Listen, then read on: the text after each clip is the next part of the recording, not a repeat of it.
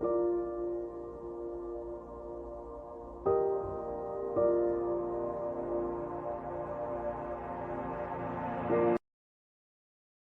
I grew up at the age of 6, my family broke up. I came from Detroit, east side of Detroit. Came out here and started a new life.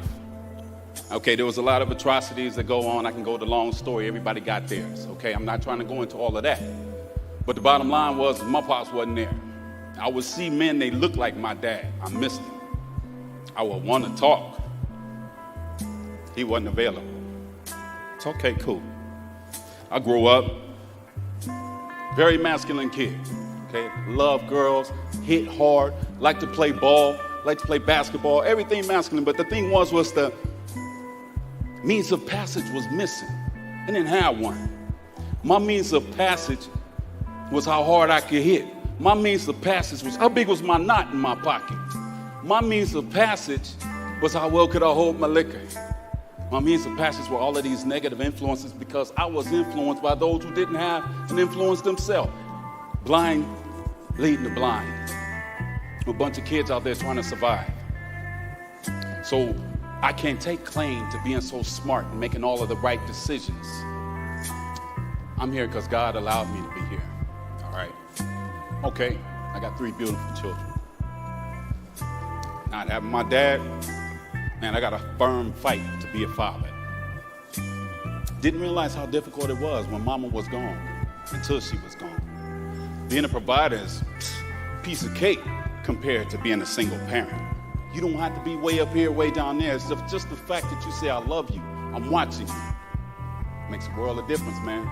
Because it's that guy in the street that say, hey, man, I got you. He ain't really got it. Ain't nobody gonna ever have you like your daddy got you. When you love your child and you understand the pains of life, you will fight. And I ask all of you, men, stand up, be fathers. And this will change tomorrow, I promise you. Thank you.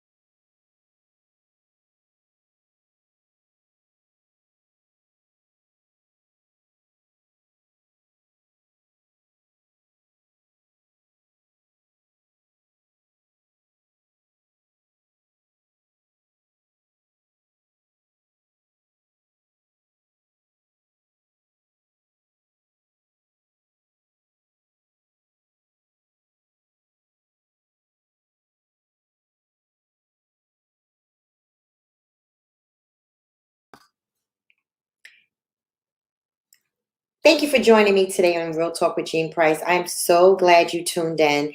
It is such a pleasure to have you join us. I want to thank my viewing audience that so faithfully come in every Wednesday and those that follow us on the Inspired Living Network every Friday at 1 o'clock.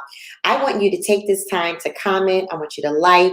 I want you to share. I want you to go get your brothers, your fathers, your uncles. Listen, I want you to get your nephews. Tell them this is part 2 to a wonderful show that we started on last week. And it's talking about, oh my goodness, what it's like to go from being a son to being a father. But we also want to talk about it from a grandfather perspective. We also want you to remember that we have our signature t-shirts.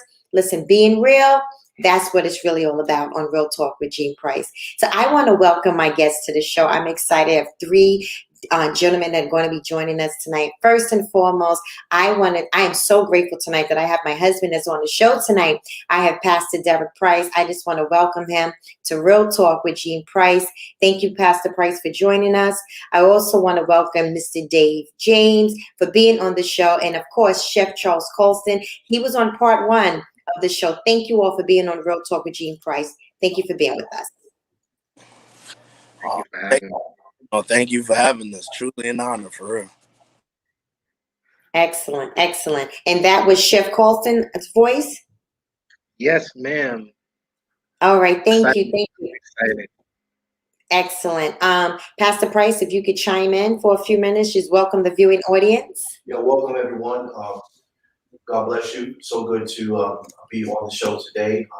Thanking God for this opportunity. All right. Well, we're going to go ahead and get started because I know people are chiming in and they want to know about what we did last week. So the transition from son to father. But before we get started, I am going to ask Pastor Price, why don't you tell us a little bit about yourself? Oh, wow. Well, simply, I am the husband of one wife. Amen. And that is Pastor Jean, and the father of 3 beautiful daughters. They are 39, 33, and 31. And I thank God for the life that I shared with my family and being able to be a father in their life all these years. All right. Well, again, good to have you. Well, Chef Colston, again, I know we spoke last week. Just tell us briefly about yourself, and then I'll go right over to Mr. James.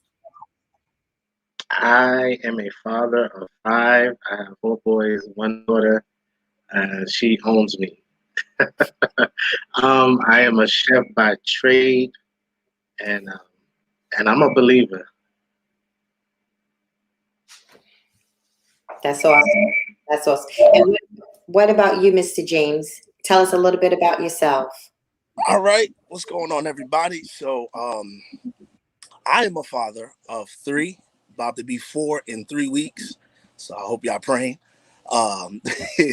Also at the same time, I am not only a father, a husband, as my man said earlier, to 1 wife. Praise God, right? And then, so I am a pastor. And then from there, I am also a singer, songwriter, musician. I've also am a businessman. I sell sneakers, and I also clean and restore sneakers. So yeah, and then I also work at a shelter overnight with young men. So that also is all I got. I don't have no more cards to pull out. Wow. All right. So the 3 of you are chock full with a lot of background of where you are now. But in order to understand where the 3 of you are now, we need to go backwards and see where you came from. So I'm going to start with Chef Colston, and I just want you to kind of tell us a little bit. Of course, we know you're a dad, but let's go back. You shared with us a little bit last week about where you were reformed from. Give us a little snippet about that, and then I'll jump over to my next audience, to my viewing guests. Okay. I come from a single parent home. My mother raised 5 of us, all boys. I've come from a background of all the wrong things. Drug dealing, gang banging, anything that was not right, I was probably a part of it. Wow. Right. Prison, went to prison, came home, didn't go back after I came home, praise God. So yeah, that's a little bit of my background. Okay. And I'm alive today. Amen. Amen. You Pastor Price, if you not that I don't know, but tell me a little bit about your background. Well, I come from a dysfunctional family, and I think every family has a modicum of dysfunction. And dysfunction is simply any abnormality in a function or in a system. So, like any other family, there were some abnormalities to varying degrees. But I had a troubled past. I was a problem child since I can remember. Since I can, I can't go back far enough without remembering being in trouble. So I was always in trouble. I remember the first day of school, I got kicked out of class. So I've had issues, but I got saved early. I come from the hood. I come from the streets. I've had my run-in with the law. Spent some time behind those walls. So, but by God's grace, He saved me early. And getting saved early was a tremendous benefit, because it kept me out of a lot of stuff and gave me a chance to get right. Amen. Amen. Amen. And what about you, Pastor James? Okay, so I'm gonna give you the short version. So well, for me, growing up, I never really came from a really hard background, if I can be honest with you. I grew up single parent home with my sister and me. We have other siblings, but they don't live here in NY. They live in Antigua. Shout out to Antigua. And from there, basically growing up, I'll be honest with you. Yeah, some of y'all on here gonna laugh at me, or some of y'all may look at it differently, but I never really.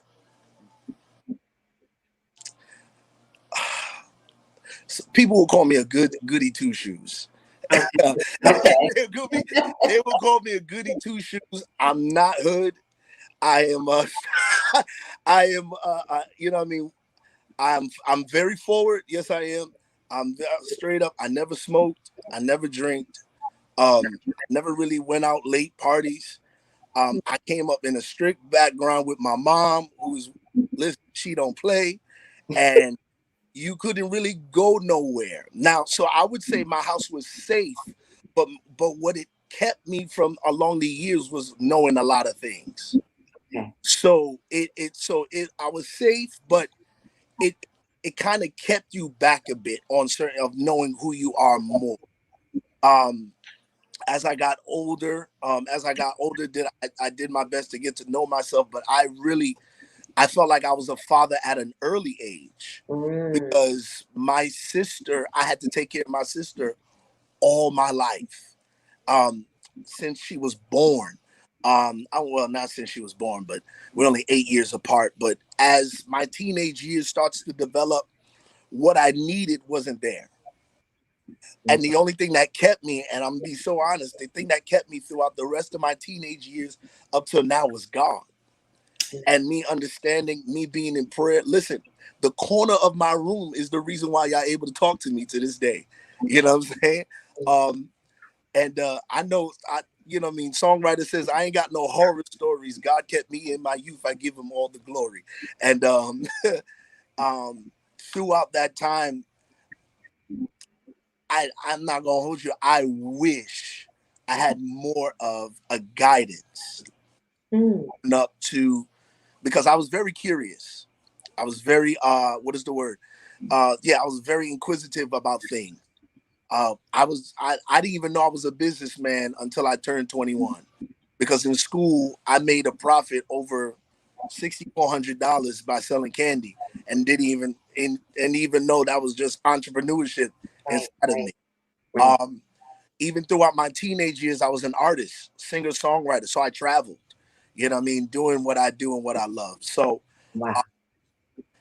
Never. I've experienced law enforcement, but never to a degree that made me say, like, wow, you know. But but don't get me wrong, when I see it now, that don't change the fact. You understand what I'm saying? Right. So it doesn't change the fact. But overall, yeah, you know what I mean. Wow. Well, let's kind of hone in on some of the things that the three of you said. I want to go a little deeper. I want to talk about the pressure of being a father, because I think all three of you can attest to the fact that, and I said this last week when I was with Chef Colton and we were talking, nobody gave, I know I'm a woman, but nobody gave us manuals, right? How to be parents, and you all are fathers. I want to know what kind of pressure that you felt, because all different backgrounds. Entrepreneurship, Pastor James, Pastor Price, and Chef Colton. Pastor Price and Chef have law enforcement background. You yourself just explained you didn't go that route, but there's still a monicum amount of pressure when you have to conform to being a dad. And I'm going to get you, but I said to somebody, we did a videotaping the other day, and I was talking about how it was very difficult for me as a mom to learn and to teach at the same time. So I want to start with you, Pastor Price, and I'm going to get my other guests. What was it like being under so much pressure to be a father? Wow. I think anytime you are operating in any level of responsibility is pressure. Yes. And what complicates is when you don't know exactly what you're doing. So you feel the pressure of a father just based upon the fact that you have to be a covering, you have to be that security, and you have to be that provider. So that's a pressure in itself. But the problem lies when you don't have the resources, the background. There's no one in your mind you can emulate to say this is how it should be done. So that in itself creates becomes problematic, and it increases the pressure. So you end up making mistakes that you wouldn't have had to make if you would have known this is what a father shouldn't do or should do. I think, and you're right, no one gives us a roadmap. No one says this is the direction. But as a church, as a church believer, as a Christian, as a kingdom of God citizen, I didn't have anyone in the church that could say to me, this is how, there were no classes. They teach you how to come to church. I knew how to do that. They teach you how to praise and how to worship. I got that. They teach you how to be committed to God and make sure you live a sinless life and make sure you want to live holy. But no one had any classes on how to be a father. And again, when you have churches where the majority of the members are women, all right, and in most of the African American churches, now there are a few exceptions, but we're talking about generally speaking, there's a disproportionate amount of men in comparison to women. So there's less to emulate. And because men are so guarded, they don't let you get close. It's not like you can walk up to a brother and say, "Hey, man, can I ask you, tell me how to be a father?" So, that creates a whole dynamic of pressure. Yes. Can you chime in on that, Chef? Yeah. What Pastor Price said is right. Like, it's hard to get men to be okay with sharing their feelings, or to be okay with saying, "Listen, I became a father young. I messed up. I had to learn the hard way." Because that's what it was with me. My first son, I was 20. Now, prior to that, I said before, like my mom sent me to Alabama with my grandparents. I was kind of threw into a father role, like Pastor James. I had 6, 7 cousins that I had to look out for, make sure they ate, make sure they did their homework, make sure they took a bath for school the next day. So to come out of that and then to be 20 and then have a kid of my own was just like, Right. what am I to do? You know what I mean? What am I to do? So the only thing that I knew to do was what I seen my mother do with us. And that was to keep my kids close. And that's what I did. I kept my sons close. So anybody who know me would be like, if they saw me, they saw my boys with me. You know what I mean? The majority of the time. And it's like on the job training. You just gotta, learn, watch, observe, and just see what you can do to grow with, because especially in the hood, man. In the hood, dudes are fathers entitled, but you don't know, what they are indeed, as far as, you know what I mean, taking care of their children. So it's a really tough situation. Wow. God. And for you, Pastor James, what kind of pressure, as far as being a father, do you feel? the pressure that I feel is the pressure that I would feel becoming a father is, well, becoming a father was literally trying to make sure I don't do what my father did to me. Okay. The reason why I find that as pressure is because of the fact that you want to make sure you don't emulate what was before, because you don't even know how some of your ways can literally show up in what's taking place in the household. You know what I'm saying? Like, Mm-hmm. my son keeps calling me and I ignore him, or my girls keep calling me and I ignore them. There were times. Listen, there were there were times where what I was not getting as a youth, I I would see that taking place within me. I would start acting like my mom or acting like the parent before. And I did my best to try to make sure that I give my kids the attention that they need, the timing to spend with them. You know what I mean?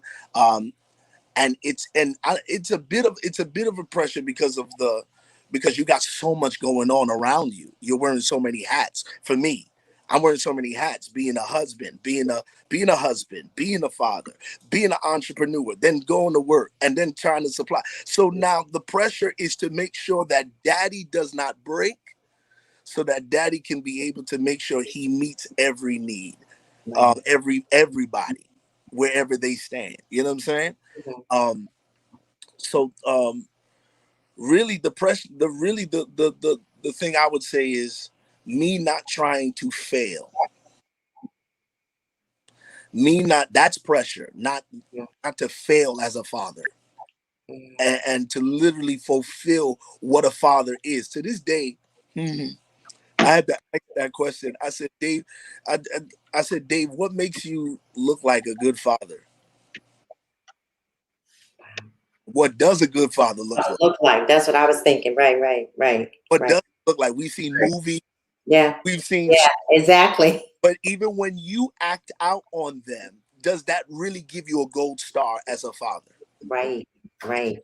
That and so there were moments where, and I'm going here, there were moments where I said, okay, God, you're a good father. Woo! So I said, help me to be like you at this moment.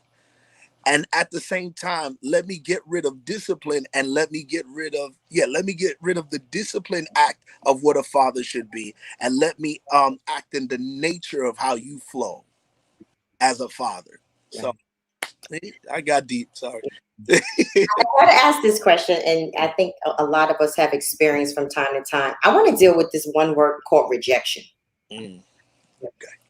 because you all are dads and you have more than one child, and some of us grew up dealing with rejection somewhere in the scheme of things, especially when you're a parent or our parents or your parents. You're trying to raise more than one child. Somebody's going to feel like they missed something.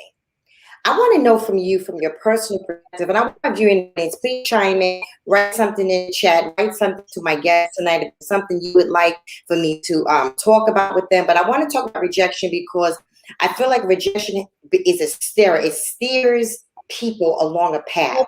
What was rejection like for you? I'm going to start with Chef, then I'm going to grab Pastor Price and then Pastor James. Did you deal with rejection? And if you did, how did you deal with it? Of course. Unfortunately, I think young men deal with rejection um, all the time, and unfortunately, it starts from young ages, Yes. and it just progresses as we get older. Um, my my initial my initial thought of rejection was just a thought. Mm, Um, was when my mom sent me to Alabama, so I thought mm. she was rejecting, Okay. and it took some years for me to understand that she wasn't doing what was best for her, but was doing what was best for me. Okay. And then I really experienced rejection once I got to Alabama, though, because as I said last week, my father lived like 5 minutes away. Right. and I never saw him. I'm talking about I can literally walk to his house, and I never saw him. And that was the initial rejection that I dealt with. And then also, I love my grandparents, and they passed on.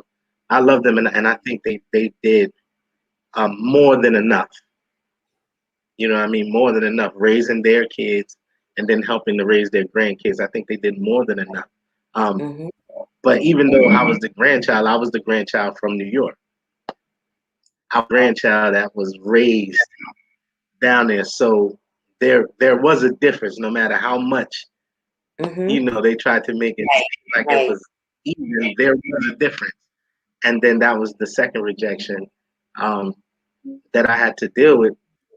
And honestly, from 11 until probably when I was in prison, Okay. when I got past that aspect, and you know, thank God that as horrible as prison is, sometimes God uses some things to slow Yes. you down, to sit you down, and get your attention, so Yes. that He can actually pour into you. Because when you're in them streets, everything is fast. The money's fast, the car's fast, the women's fast, Right. everything's fast, and so Right. you never have that moment to actually sit and Right. be downloaded into. So those moments was my initial rejection moment. Got it. Wow. Thank you, Chef. What about you, Pastor Price? And then I'll get Pastor James. Yeah, so rejection, wow. My mind is just running with thoughts about the question because there's so many levels to rejection. But it is probably the strongest of all of the human emotions is rejection. Very powerful emotion.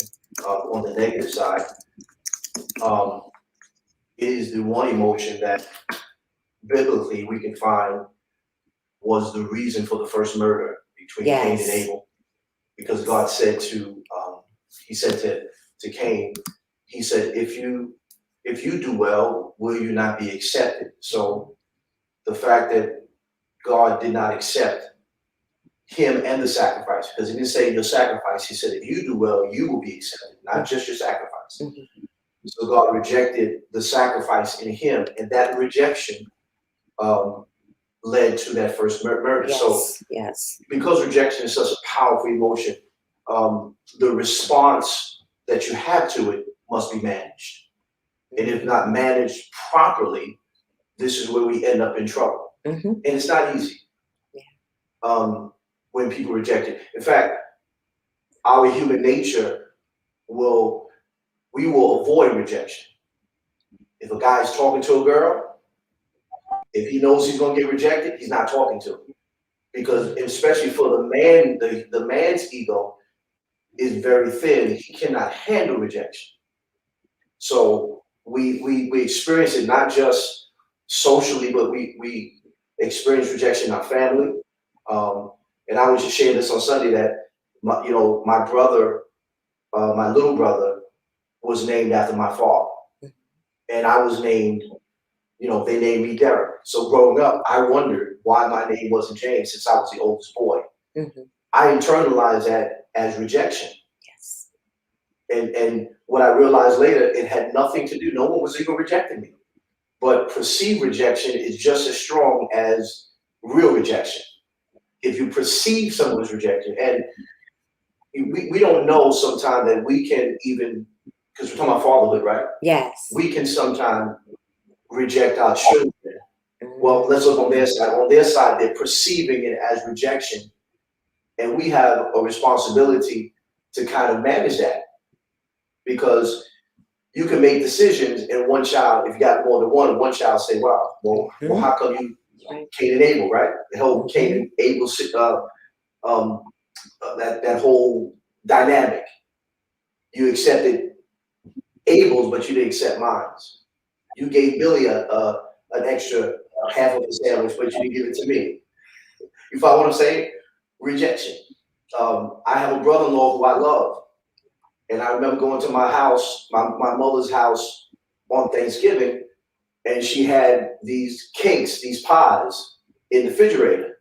So I went into the refrigerator and grabbed the pie, and she screamed at me and said, "Don't touch that. That's for my brother-in-law." And immediately I felt the rejection. But here's what I did, because I'm a kingdom man, I had to manage my response to that. Yes. So instead of holding against my mother, I talked to her about it. And I said to her, "Listen, this is how I felt when that happened." And when she explained to me why she did it, at the same time, she also apologized for how it made me feel. So I think rejection is a very powerful emotion, and how we get through it is managing that. And all the time we have to manage that through conversation. Mm-hmm. Wow. Thank you, Pastor. That was good. I'm going to get Pastor James' comment on that. And to add on, as you said, when it comes to rejection, it involves conversation. Can I be honest? Throughout my life, I avoided conversations and I dealt with a lot of rejections. Okay. All because of the fact that I was afraid of the response that I would get from people, because I'm a very understanding dude. If you're going to tell me 1 + 1 is 2, I got to understand why. You know what I'm saying? So if there is a problem or whatever it is, I would rather for you tell me than for you to just be like, than for you to just do it out of emotion and not back up. You know, why? Like, let me tell you something. Growing up for me, I dealt with it strongly. And you know what I mean, for years I've been told you are not made to fit in. You are not made to fit in. You are a square. That's what it is. Right. But then I had to understand, why did you make me a square? And why could I not fit in with everybody? And of course the answers came on later on about myself, about what needed to happen. I lied to you not. The answer came forth when I was leading worship, and it was a high time in God. And God said, "See, I made you the way that I made you because everybody can't do what you can do." So literally the rejection wasn't something to hurt you, but to literally put you into a place to understand who I made you to become. And later on, I had to understand rejection. Later on, now I understood rejection more. But growing up as a youth, Right. I felt some type of way. I'm being very vulnerable out here. You know what I mean? So take it in. But my mom I would say my mom at times didn't know that she was rejecting me. And what do I mean? Like, she would make my sister go to camp while I'm at home for the summer. And everybody would go to camp.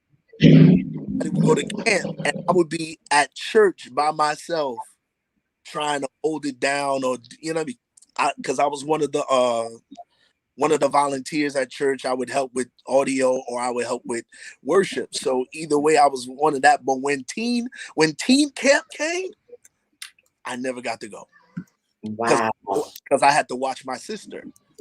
And it was like, okay, Mom, when am I going to get my chance to grow and enjoy my youth? Because everywhere I go, my sister go. It got to the point where people thought that my sister was my daughter. And I'm like, no, that's not my daughter. That's my sister. Mm-hmm. And then after that, growing up, dealing with friends who rejected me. Mm-hmm. Like, they didn't embrace me. Like, they really said, "Yo, he's not cool." And I said, I lied to you. I broke down and cried. And it wasn't easy. But that day after I led worship, that's when God literally had to help me and say, "Yo, listen, I've made you to be who you are, and that's why a lot of people can't hang with you." Because you are literally unique and different, and not everybody can be able to hang. So I was just like, wow, totally understanding. And even throughout the years of raising my sister, I felt like it prepared me for such a time as this. So, yeah. Wow. Whew, that was powerful. And I'm so glad that question came up because I really feel like the three of you pulled the cover off because rejection is such a real strong emotion. And so many of us have gone through it. And then our children, because we're talking about fatherhood, but some children have experienced that in being children to parents. But before, we're going to take a commercial break, but there is a question on the table tonight. And we're going to ask this question. I need you guys to answer when we come back. The question that Angela has is, how do you help a man who lost his children from negative talk from their mother about his character? But we're going to take a commercial. You just hold on to that right there. We're going to take a commercial. We'll be right back with Real Talk with Jean Price. I haven't been live on Real Talk with Jean Price. Upcoming on Real Talk with Jean Price. Become that warrior to that other sister. I dare everybody that's listening to your voice, that I can see the feed, that's listening to my voice. I dare each one of these sisters to get behind somebody else. We don't know what they're facing. When I grew up at the age of 6, my family broke up. I came from Detroit, east side of Detroit. Came out here and started a new life. Okay, there was a lot of atrocities that go on. I can go the long story. Everybody got theirs. Okay, I'm not trying to go into all of that. But the bottom line was my pops wasn't there. I would see men, they looked like my dad. I missed him. I would want to talk. He wasn't available. It's okay, cool. I grew up, very masculine kid. Okay, love girls, hit hard, like to play ball, like to play basketball, everything masculine. But the thing was the means of passage was missing. I didn't have one. My means of passage was how hard I could hit. My means of passage was how big was my knot in my pocket. My means of passage was how well could I hold my liquor. My means of passage were all of these negative influences because I was influenced by those who didn't have an influence themselves. Blind leading the blind. A bunch of kids out there trying to survive. So I can't take claim to being so smart and making all of the right decisions. I'm here because God allowed me to be here. All right. Okay, I got 3 beautiful children. Not having my dad, man, I got a firm fight to be a father. Didn't realize how difficult it was when mama was gone until she was gone. Being a provider is a piece of cake compared to being a single parent. You don't have to be way up here, way down there. It's just the fact that you say, I love you, I'm watching you. Makes a world of difference, man. Because it's that guy in the street that say, hey, man, I got you. He ain't really got it. Ain't nobody gonna ever have you like your daddy got you. When you love your child and you understand the pains of life, you will fight. And I ask all of you, men, stand up, be fathers. And this will change tomorrow, I promise you. Thank you.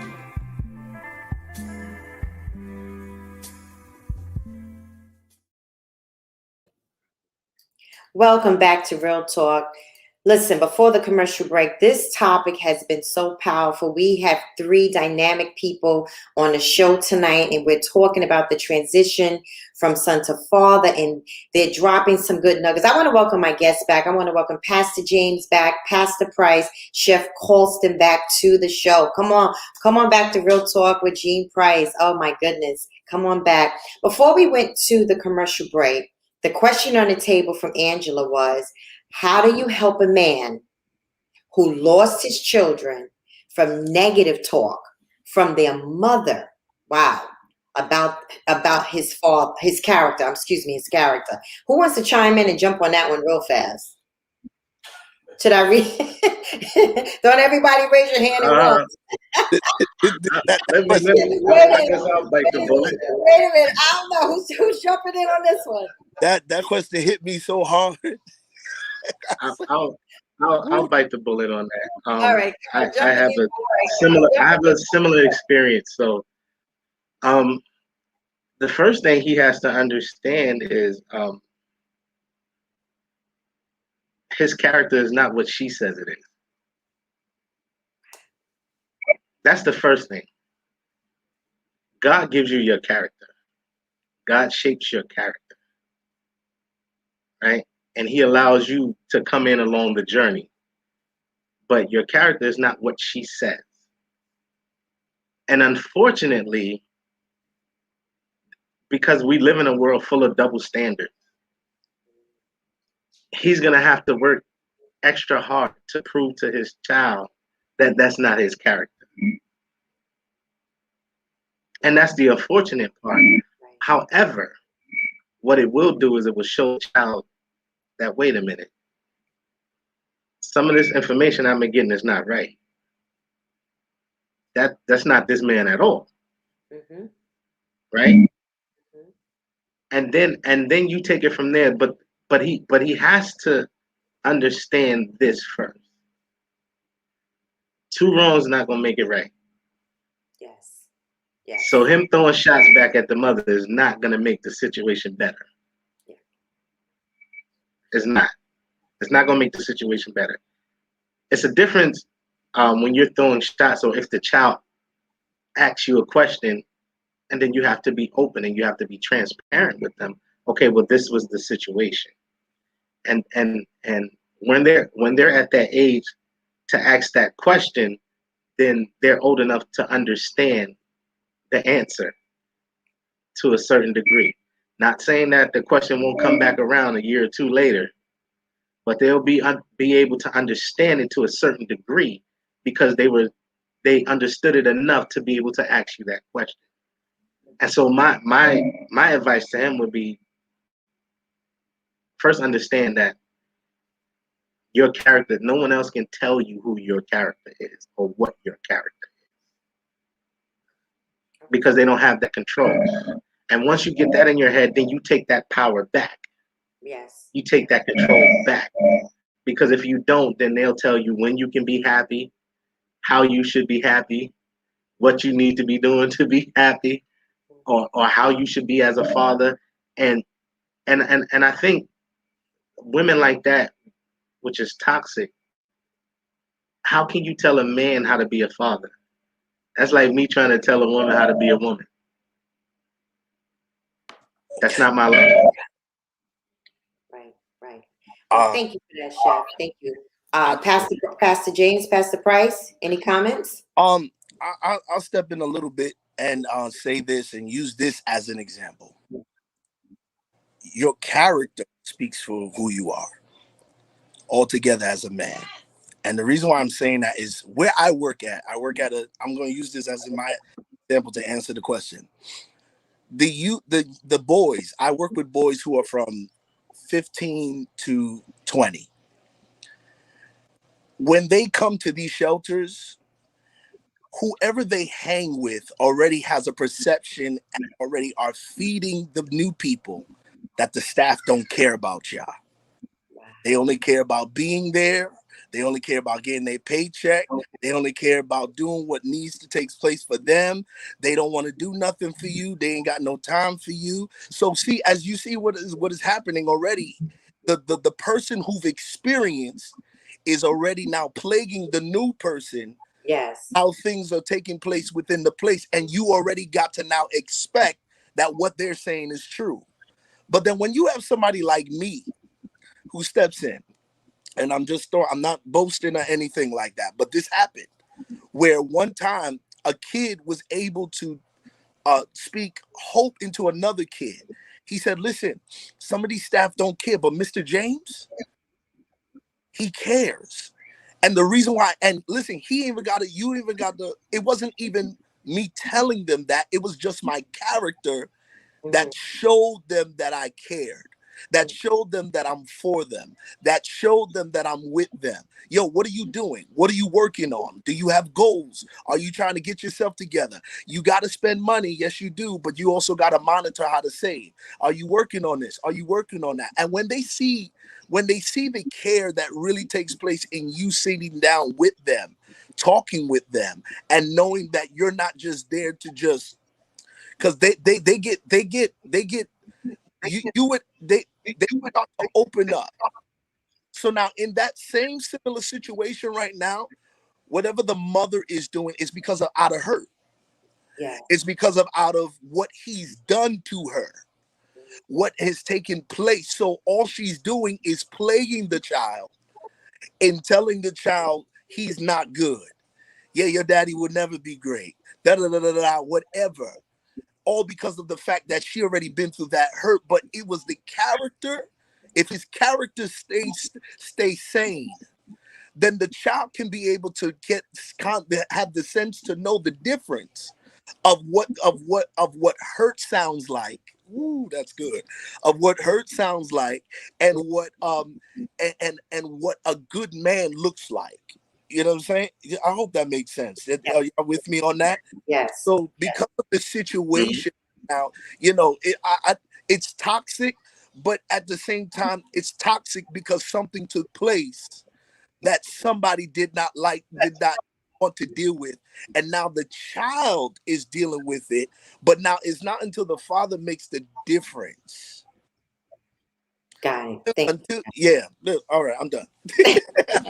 Thank you, Pastor James. We got it. Shawana chimed in and said yes, because to your point, Pastor James, hurting people hurt people. Pastor Price, can you comment on the question on the table? Well, I'll try. I'm not an expert in this matter because I don't have any children outside of the relationship with my wife. But being a pastor and seeing what some brothers have gone through, the character of a man is very important. And if the man has character, that's not going to change because character is not dependent upon what you go through, or certainly not what someone else says about you.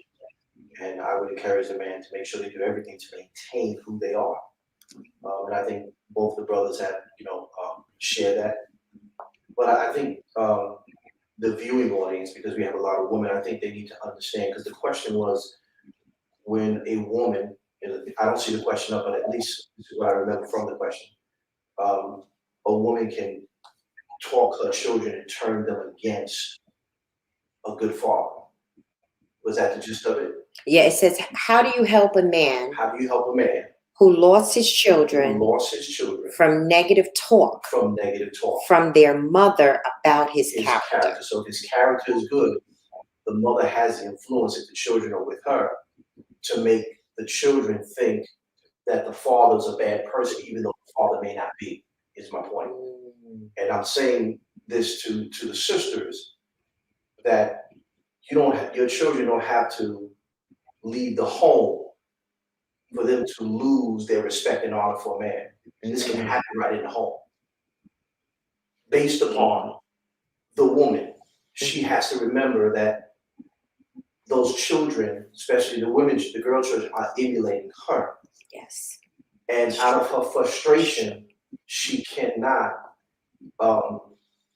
deflect her feelings and emotions on her children at the stake of destroying the way they perceive their father. You understand what I'm saying? Yeah. So and I'm saying this because everyone doesn't have that situation where the children are lost. Yeah. But whether they're lost, they can also be lost in the home. The loss of something. So the children can lose respect and honor for man based upon what the woman does. So women have to be careful. Sisters have to be careful. And I know that, listen, there are this dynamic will take us hours to kind of talk through. But generally speaking, if the man has good character, don't throw it all away because you're mad or upset. And certainly don't put that on the children, because how the children see him will be through the eyes of their mother. Oh my goodness. I just had to take a breath on all of this. This is so good. It's so. Were you getting ready to say something, Chef? What Pastor Price said was so good, and I don't dig too far into the history lesson, but I think a lot of women don't understand the power and the influence that they have over their children. And when you look at it historically, it goes back to slavery, where they received that power. Where they received that power when the slave masters was pulling their fathers out of the home and murdering them in front of their family. And so now the mother becomes the head of the household. She becomes the voice of reason. She becomes the end all be all within the household. And so that has continually going down through the generation. And so if you really look at it, even children today, that they can have both parents in the home, you know what I mean? But daddy might say something, they might not do it as fast as if mommy say it. Or if mommy say, I'm gonna tell your father, then they'll go do it. Right. Simply because mommy said, I'm gonna tell your father. You know what I mean? And so this is what we deal with in the home, and then this is where we have the disconnect.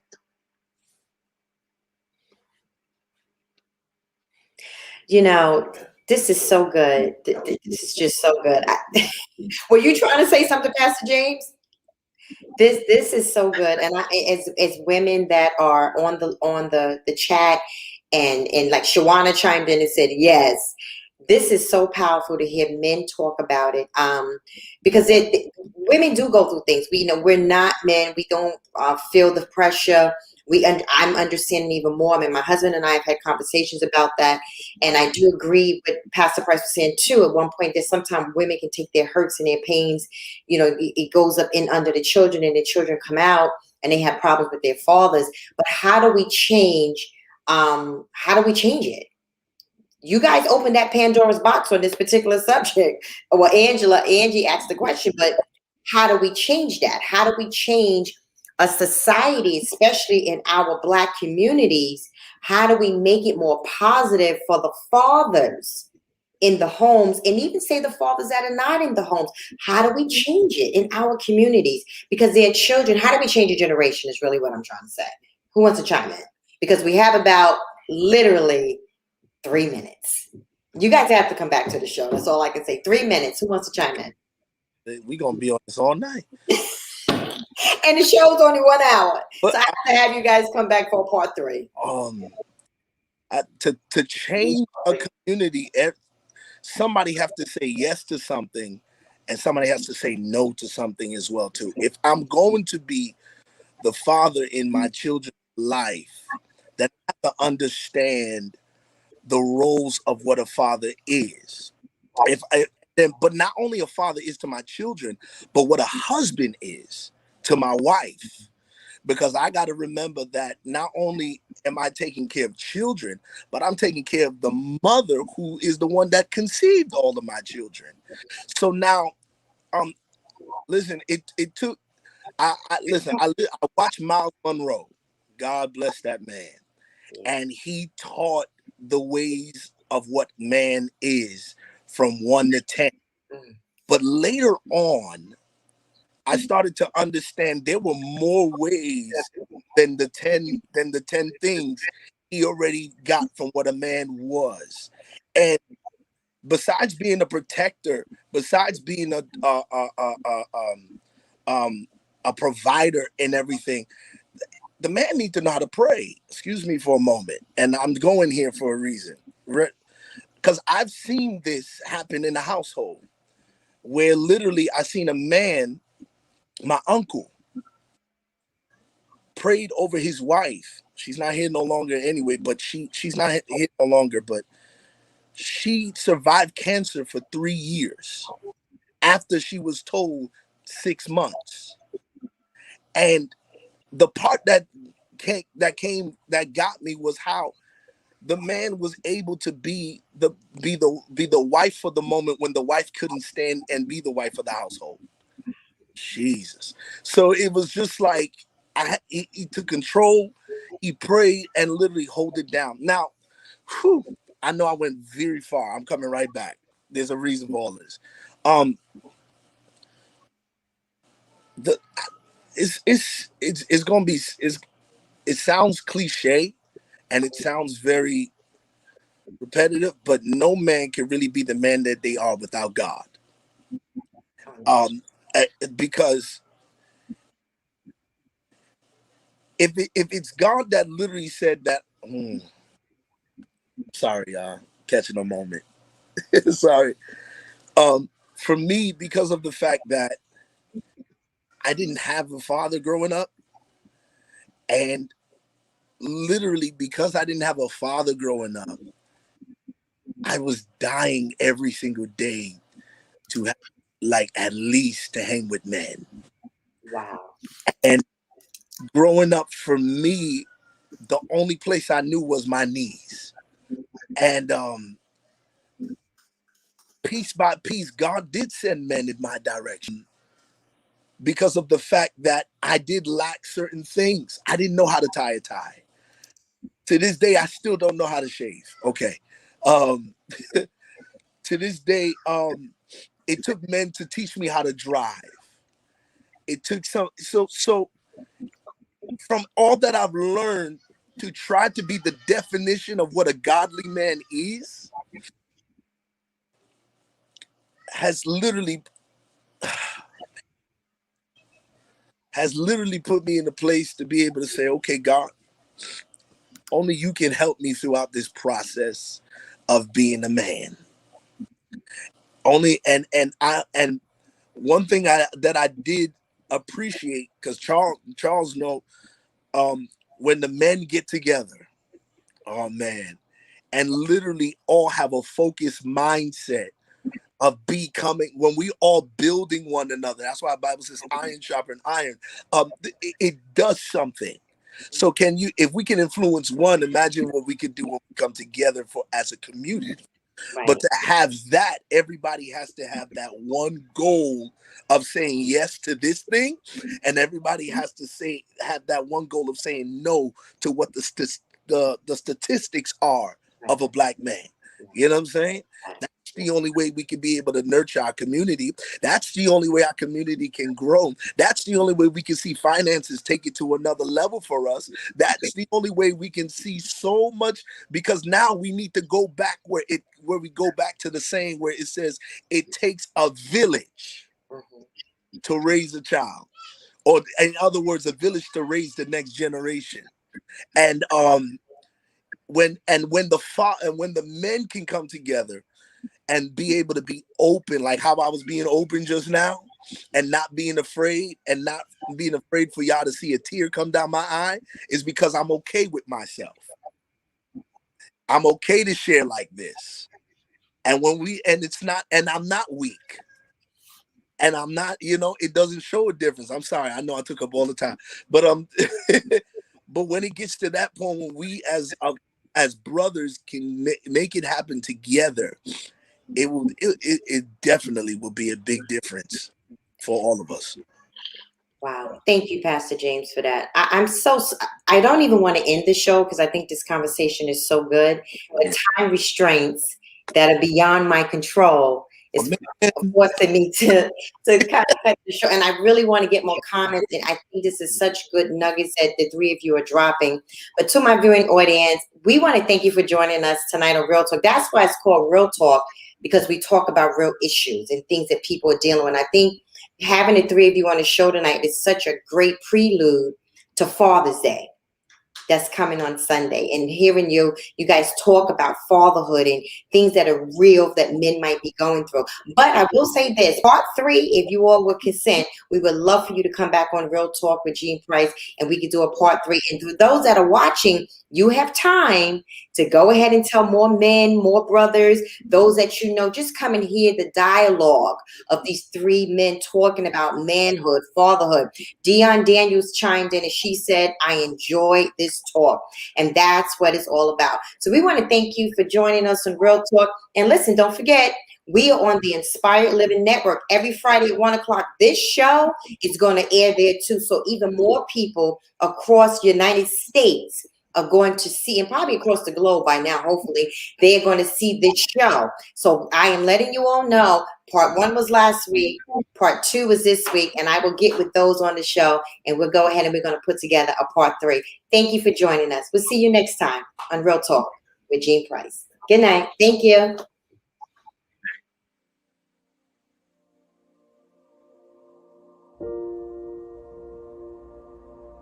Have you been enjoying the show? Make sure you comment and like. Tell us what you want to talk about. It might be featured on the next Real Talk with Jean Price.